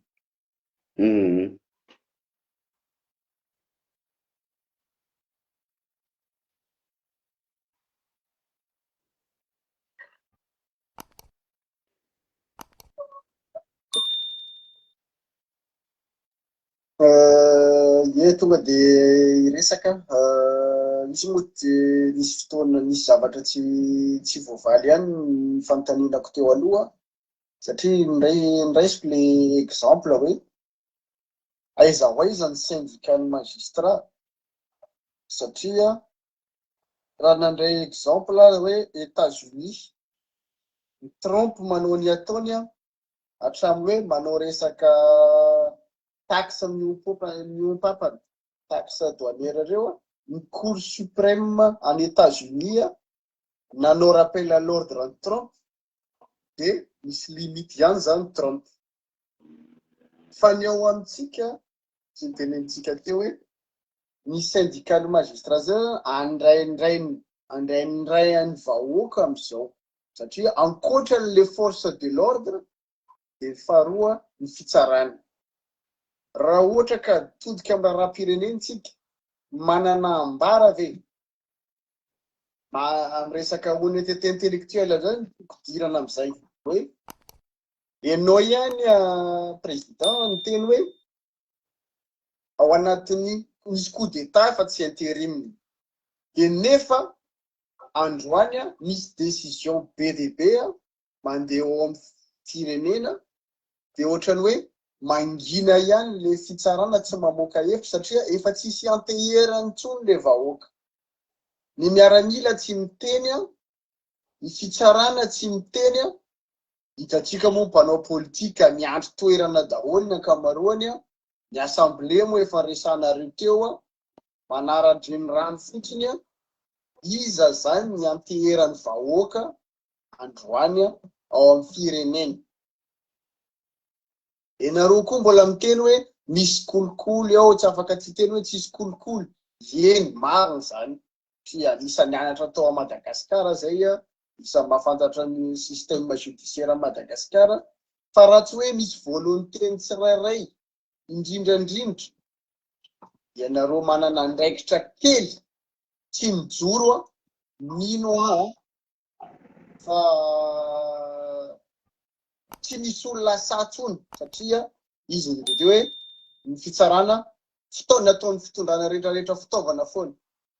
matahotra ny olona iteny satria io rehefa misy raha matahory mandeha ny conseiller ministre miakatra plateau mbala masara mendrika ny diaspora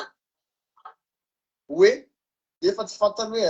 aty andafy zany ny misy lalàna ny atao hoe protège an'le lanceur d'alerte fa miteniteny foana le conseiller sorana moa izy miakatra plateau fa ao amin'ny système judiciaire zany raha ohatra ka mivoaka ihany le cas tiany zareo tenena hoe tandremo fa zay manetrika fanjakana zay manao an'izao tongany de ianareo ny maneka atao fitaovany tsy hiaro mihitsy ny syndicat tsy zavatra ieterany vahoaka aiza ho aiza zany ny fijoroany zany syndicat ny magistrature amin'izany rehetrarehetra izay. Ohatrany hoe lava be koa ny fanotaninako izay fa zay ny amoako an'le hevitra. Valiko mola izy ka le malava be ale fantaniny Mositana no mampatonga an'le misy adino mikasika an'le hoe aza hoe zany syndicat na me exemple ianao mikasika ny États-Unis ny zavatra tsy hen'ny Mositana koa hoe fa valiko de tsotra be ny syndicat tsy organe manana pouvoir de décision. Zay moa zany no mila zavaina tsara. Ny syndicat ma syndicat anazy principalement zany ny asan'ny syndicat de miaro ny tombotsoa mpikambana ao aminy, mpikambana ao amin'ny SMM zao de mpitsara miaro ny tombotsoa mpikambana ao aminy. Faharoa kosa nefany eo amin'ny resaka fiainam-pirenena, fiainam-pitsarana taloha 2023 2024 reny moa hitanareo nisy ny tsipalipalitra kely ny communiqué zay ataon'ny SMM, fa ny resaka décision politique tsisy idiran'ny syndicat kosa angamba zany hoe izahay no andeha andidiny exécutif hoe zao atao na izao atao, fa raha resaka expression en tant que citoyen malagasy de afo zay. Ohatrana zao assumeko le izy nanao ny expression ka mikasika ny resaka situation antsika avant hoe il y a 4 mois hoe coup d'état, de coup d'état le izy fa tsisy resaka intérim zany, de hoe mbola vao efa-bolana ny lasa on peut encore retourner aloha mametraka tsara n'ilay transition en tant que tel. Iny zay ny atao hoe liberté fondamentale, droit fondamentaux, droit civil et politique zay. Fa resaka syndicat tsy hoe président ny SMM de zay zavatra hoe andaotsika hitokona fa tsy mety non, diso koa zay ary zay éthique zay mila mba hapetraka fa tsy natao lalovina politika politisiana ny syndicat ao anatin'le izy hoe satria tary trompe tratran'ny cour suprême de aty misy zavatra mandeha koa te Madagasikara de ataovy koa zao non. Ny zavatra takinay amin'ny syndicat de le zavatra efa nazavaiko taorian'ny fanontaniana izay napetraky pastera teo. Ny akoatr'izay zany za moa tsy miditra personnellement tamin'ny hoe fidiran'ny conseil ministre plateau sy sisa hoe mety hoe manao menace andro diaspora hoe hosamborona sy sisa ty mony anany ataoko entre guillemets kely hoe nisy zavatra nandeha tany aloha tany avant 4 mois de io misy zavatra miverina amin'izao fotoana zao question de relation privée an'le olona samy olona any fa ampidirana an'le fiainam-pirenena, fa tsy haiko moa hoe inona no mety hoe olana samy zareo raha iresaka le resaka diaspora raha lamositany, fa iny anjaran zareo no manana zo izy nanao ny expression an'eo anivon'ny ministera hoe zay zava-misy, fa tsy izahay no hoe iandao nareo mamoaka décision re SMM de ataovy non, tsy mety zany ary tsika tantandalany mila ajaina le fitsipika le hoe amin'ny syndicat zany tsy mety le izy. Ohatran'izany tsy aveniko anareo tamin'ny fitondrana teo aloha de tody de avy de tonontonon'le ministre fotsiny tamin'izany fotoana hoe ianao de membre ny CT ato, non, aiza koa nisy président na syndicat de lasa membre ny CT na ministère de mikomidera avy eo nisy zavatra tsy mety satria même pas 2 mois sa 3 mois après an'izay nitenena zay nisy zavatra tsy mety nataon'le ministre de iny zay le nitokona tsy nentiny asa iny. Ohatr'izay le izy zany angambany atao hoe mba fahefana syndical kely anarany de mijery aloha tsika zao mandiniky tsika zao ny SMM misy ny fotoana tsy maintsy anaovana ny feedback sy ny sisa ifampiresahana ampitsara hoe manaona sy manaona fa mijery tsika zao de mandiniky de ho hitanareo miandalana eny ihany ny fitohizan'ny toetra raha. Ya, misy fanontaniana ty ho toy an'izay hoe fazoko ny tsy haiko raha azoko ny fanontaniany Mositana hoe hoy tsy manana fahefana mpanatanteraka ary tsy afaka manao tsindry mazava ho azy ny fahefana mpanatanteraka. Tsindriky kely fotsiny aloha lasa le feo tsindriky kely fotsiny de vetivety Mositana hoe le resaka hoe mamoaka avis avy zany na ka anao karazana ohatrany hoe lobbying ve zany tsy haiko ny filazan'izany mbola mitady an'le terme exacta mba ahafahana manazava an'le eritreritra angamba mety ho zay ny tindreny fa mbola anazava azy angamba izy rehefa avy eo fa ny antoko dia alefako ihany dia avy eo mosy tanina miteny satria mile décalage moa misy problème enana tsiny hoe fanontaniana mipetraka hoe tsy haiko hoe nareo SMM ve na fitambarana tenenao teo hoe misy ny fitambarany avocat ny greffier nareo tontolo fitsarana ve misy instance anankiray hitambaranareo ve tsy fantatro iny anaran'izany ka mety manana eritreritra hoe ty volavolakevitra ho fanavaozana fa tsy hoe ho fanarenana ny rafi-pitsarana zay atolotra ny proposition zany ny asan'ny député any aorianany na je sais pas karazana ohatran'ny think tank nataonareo anoany ka azo atolotra satria mino aho fa nareo amin'ny SMM manana ny hevitrareo mino aho fa ohatray koa ny avocat ohatray koa reo anareo mety misy ve zany sa mbola voaeritreritra ny iny fa misaotra betsaka dia aloha mba ny alefako any amin'ny mostanina aloha ny fitenenana président dia avy eo ana satria le décalage ty koa problème atsika be koa dia lana tsindrendra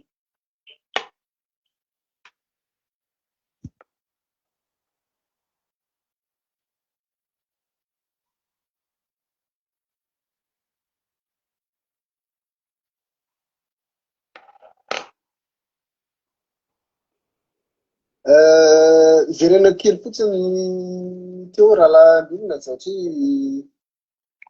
tsy hoe tsy azoko ny asan'ny syndicat azoko tsara ny asan'ny syndicat zay tokony défendre ny intérêt collectif na individuel membre ny magistrature fa nenahy koa tiako tondrana anazy tsy za tsy miteny aminareo koa hoe midinana an-dalambe satria za anisany tsy manaiky zany hoe syndicat midina an-dalambe isan'andro zany na ty andafy io fa ny syndicat rehefa misy décision raisina kosa amin'ny firenena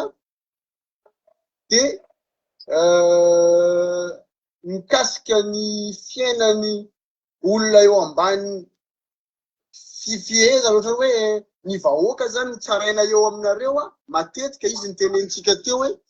ny fitsarana atao fitaovana politika matetika tokony mba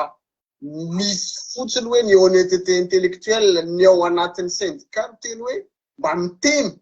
ny zava-misy mba miaro hoe ok zay fanovana ty andao ijoro hoe aza ataonareo fitaovana ty anao an'izao ty izy ty ny domaine fiasanay dao hoe misy zavatra tsy mety ianareo ihany mahafantatra hoe io kolokolo io tsy hijanona raha tsy manomboka avy anambony zao ny atao zay le teneniko teo hoe ny vahoaka malagasy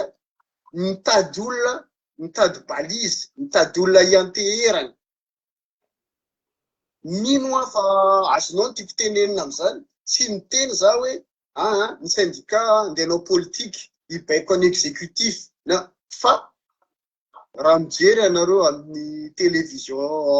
TF1 LCI misy syndicat ao misy président association ao afaka miteny izy mamoaka hevitra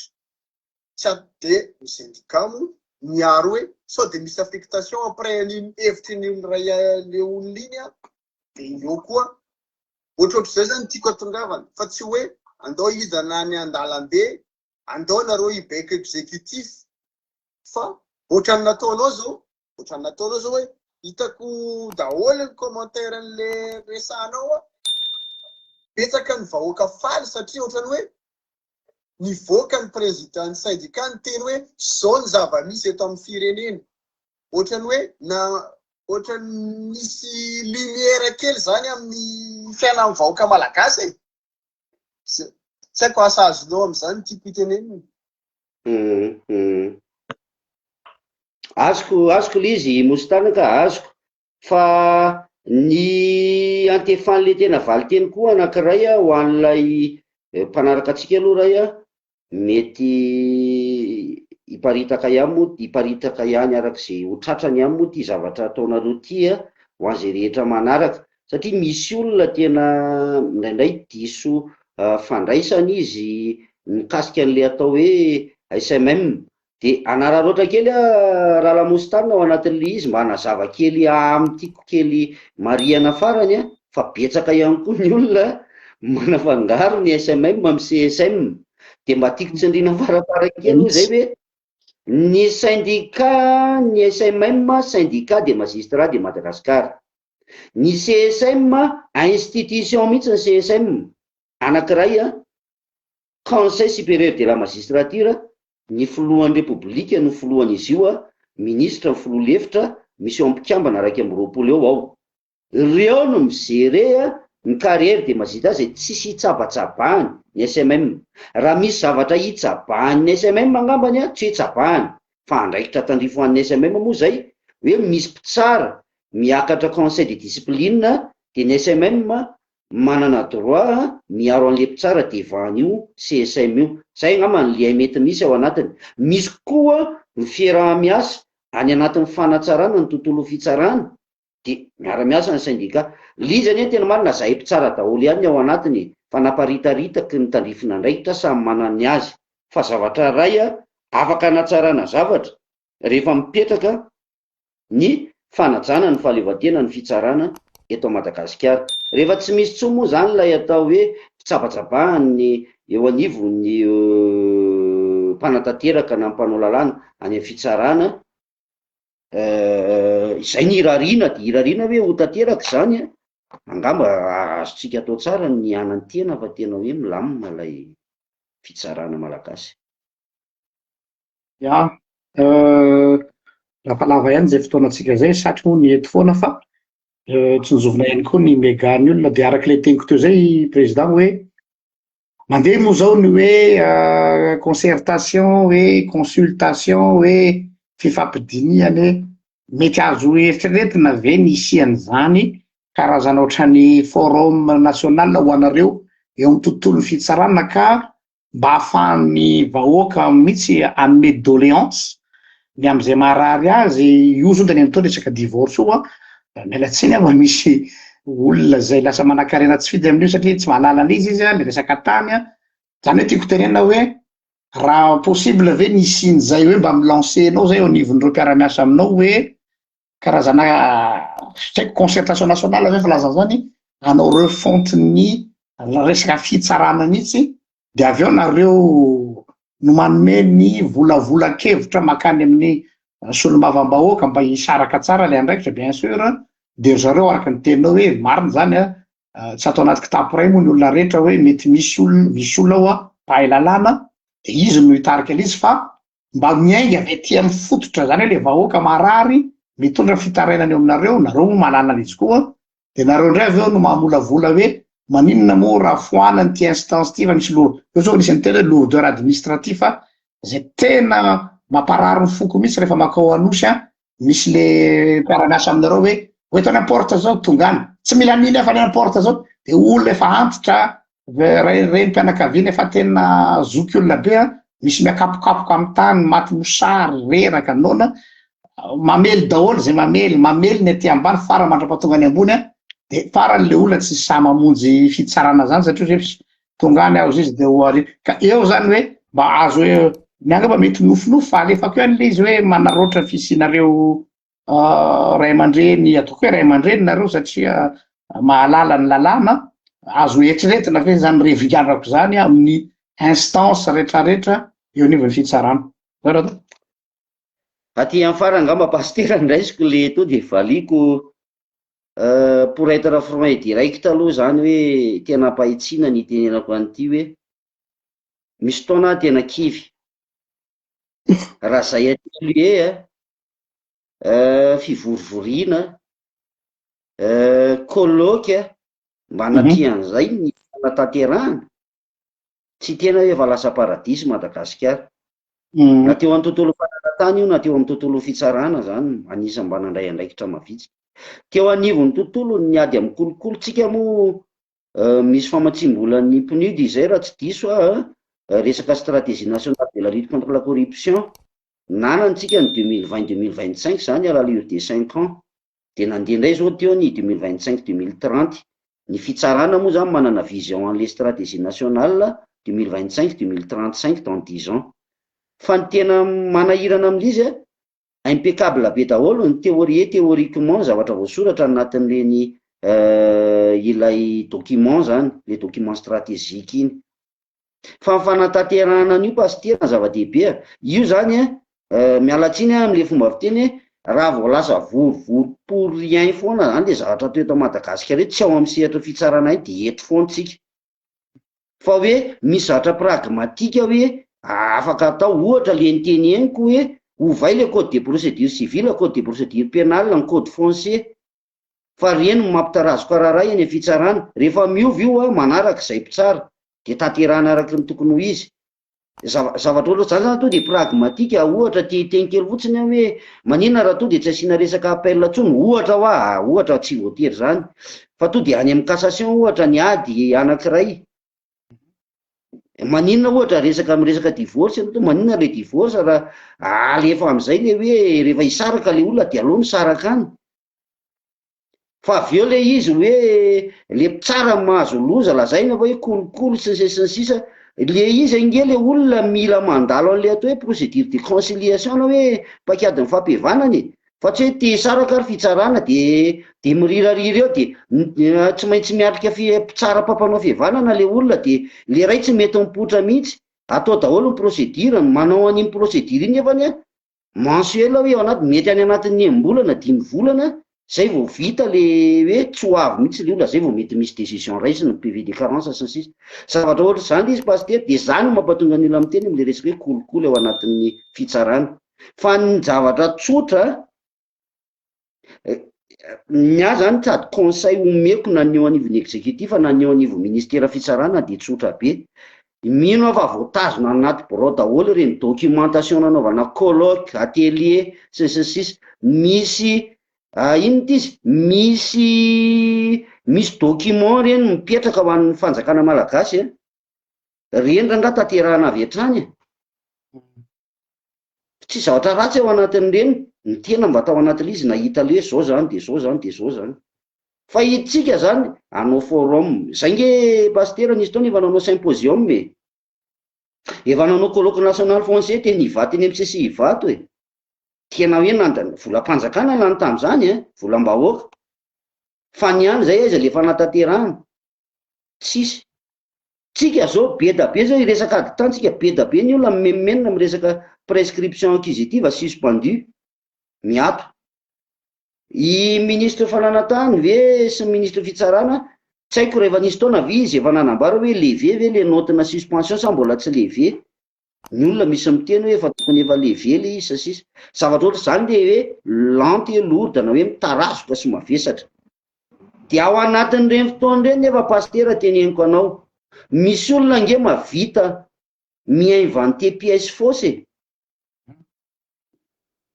Fausse io pièce io a priori de mandeha ny ady madio, raha tsy elaela tsy mahatsapa ny adversaire anankiray hoe tena osoka kosa ty fa zao zay indray vao mandeha ny adeloka. Amin'ny lalàna misy ny atao hoe le pénalty le civil en l'état, rehefa misy adeloka mandeha any ka misy ifandraisany amin'le ady madio de miato aloha ny ady madio, zany tsy fantatry ny vahoaka zany. De iny miato iny eritreretinao hoe mety ato 3 taona, 4 taona, 10 taona indray zay indray vao osokafo nandeha avy eo. Tsy avy aminay mpitsara zany tompoko fa noho ny avy amin'ny lalàna sy ny ady mandeha. De zany mamongatra eritreritra fisiana kolokolo na mamokatra mihitsy hoe manokatra mihitsy hoe varavarana ho amina kolokolo eto Madagasikara.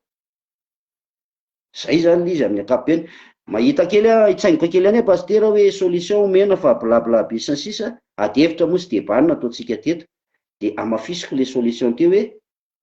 conseil nomeko na ho any amin'ny mpanatanteraka na ny atao ministera fitsarana manokana raha ho an'ny fitsarana aloha akoatran'izay mety ho eritreritray rehefa tonga izany fotoana ifampidiniana sy sisa, de hoe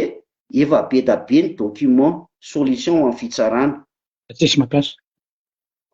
Le tsy haiko hoe inona no mety hoe difficulté sy ny sisa, za raha naniatrika an'le zava-misy sy ny sisa zany amin'ireny document sy ireny. Eo ny iverenako an'le hoe azo atao le politika zany matetika mety ho sakan'io zavatra io hoe tsy tanterahana anay aloha izy fa zao no tsy fantako. Fa rehefa tsika nge manana an'le zavatra reny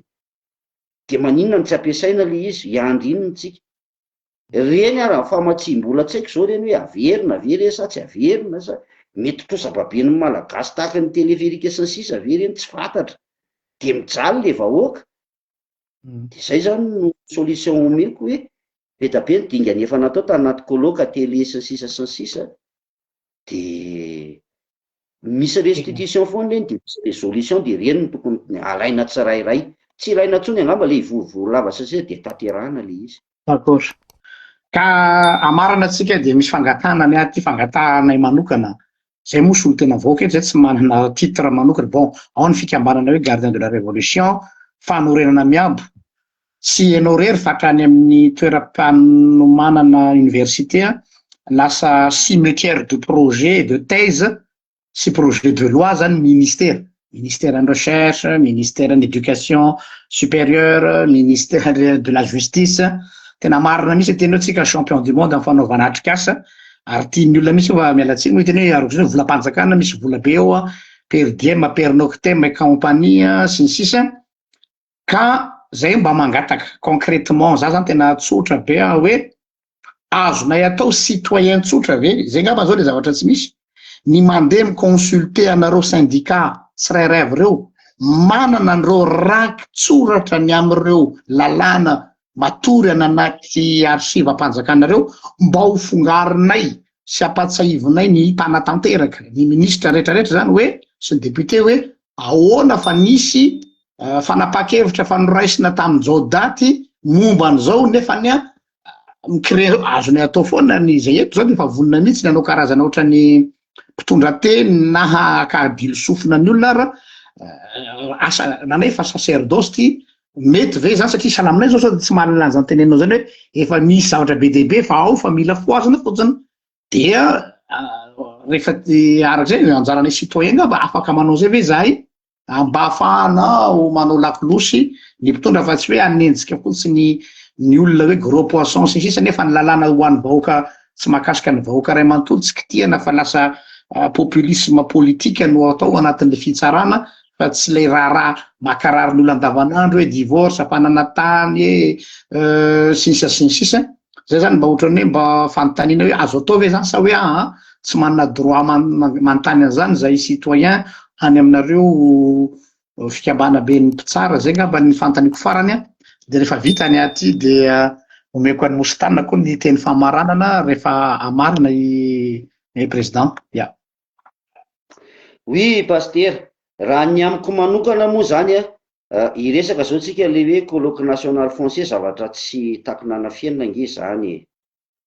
raha tsy diso tokony anatin'ireny réseau internet anaty Google sy sisa ireny mety possible misy possibilité tokony afaka iretirena any téléchargena an'ilay inona izy mety hoe miteny eto angamba zao au courant zay ianao pasteur raha tsika moa afaka mifampiresaka eo foana tsy problème zany hijereko an'ilay documentation ianao satria za anisany niatrika ny colloque national français ohatra resaka stratégie nationale koa toraka sady amin'ny kolokolo nge tsy adiny olombitsy adiny firenena mihitsy le izy tsy hitako hoe inona ary concertation nationale tena enjana aza anisan'ny nanatrika moa de tena teneniko zany hoe tena natety Madagasikara ny tompona andraikitra rehetrarehetra nanao an'io zavatra io ary misy fehikevitra tokony efa mivoaka any de ifampijireny hoe ahoana raha hoe fa zay moa ny avaty amin'ny SMM moa zany satria vao miresaka kolokolo de fitsarana no voaresaka voaloha de normal ny tena raha naharaka sy nahafantatra an'izay toe-java-misy zay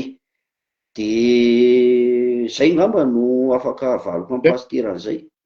Ena re Mositana ngamba de amarana tsika fa lava be.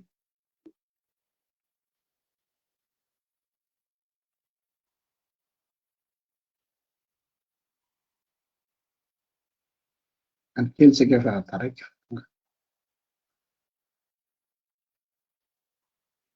Nenazy zany dia misaotra anao rahalahy nasay mijoro tonga amin'ny zao invitation izao mbala mankahery anao ihany mankahery anao amin'ny ady ao anatin'ny zany tontolon'ny fitsarana zay masay ihany mijoro ary mankasitraka ny vitanao, hitanay be dia be ny olona manaraka anao koa hitanay de miara-misalahy eo tsika mbola vonona zay fagometanana koa amin'izany raha misy zavatra azo iarahana de iarahana zay de mankasitraka ny mpijery fa fantatra hoe fa lavalava le androany eo koa ny olana teknika tsy afaka hivalapatra zay tsika de veloma daholo de mankasitraka misaotra tompoko asa misy teny farany ataon'ny président amin'ity takariva ty. Ie, angataka teny kely farany moa pastera, misaotra betsaka ny anareo mirahalahy mianaka moa zany nanasa amin'ity fandaharana androany ity, de makasitraka ny faharoa misaotra anareo zay mpanaraka sady eo ampamakina le komantera raisina ny kiana ahitsy ny mety heverina fa tsy maintsy zavatra ahitsy moa zany araka fangatanareo ao anatin'ireo komantera reo hoe arak'izay tandrifina ndraikitra filohan'ny SMM ihany tena ihany koa fa ny mba fangatahako ho antsika rehetra zay mpikirakira tambazotra de hoe aza de maika ino na anaiky resaka mety hoe affirmation gratuite na ohatr'izany mo mandresaka procédure mandeha eny amin'ny fitsarana sy ny sisa. Za tsy mampaninona anao ana manokana hoe raha mbola takatra ny saiko sy afaka hatreo amin'ny fatrany sy ny fetrany ny zavatra afaka atoro satria mba tsy handeha nitsakitsahana ny asa mpisolo vava sy ny sisa fa raha mbola ao anatin'ny atao hoe zon'le olona tokony halalany zao ka ao anatin'ny fahalalako sy ny taratry ny fahalalako zaty sarotiny io moa ny anarako efa tsy miovy iny de afaka zay le fanampiany afaka mifanorotsika afaka mifampianatra ao anatin'le zavatra azo atao satria araka ny teniko tany ambolohany hoe ao anatin'io tsy fahatakarana tsy fahaizana tsy fahalalana manakatra ny mpakadin-dalàna sy ny andin-dalàna matetika no ivoan'ny ahiaho ofisina kolokolo sy ny sisa fa rehefa mazava lay fifampiresana sy fanazavana ny toe-java-misy satria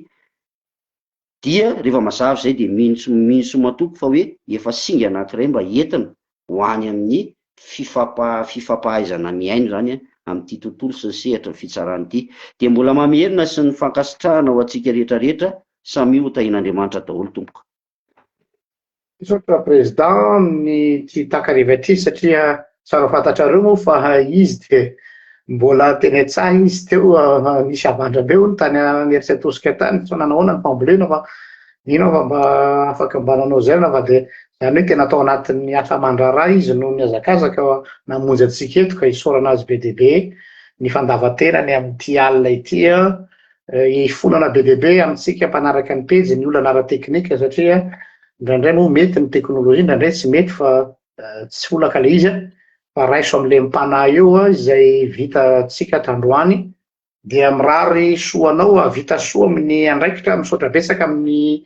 fanekenao sahady ny fangatahako manokana teo hoe andondombaravaarana matetika any zahay amin'ity raharaha fitsarana ity satria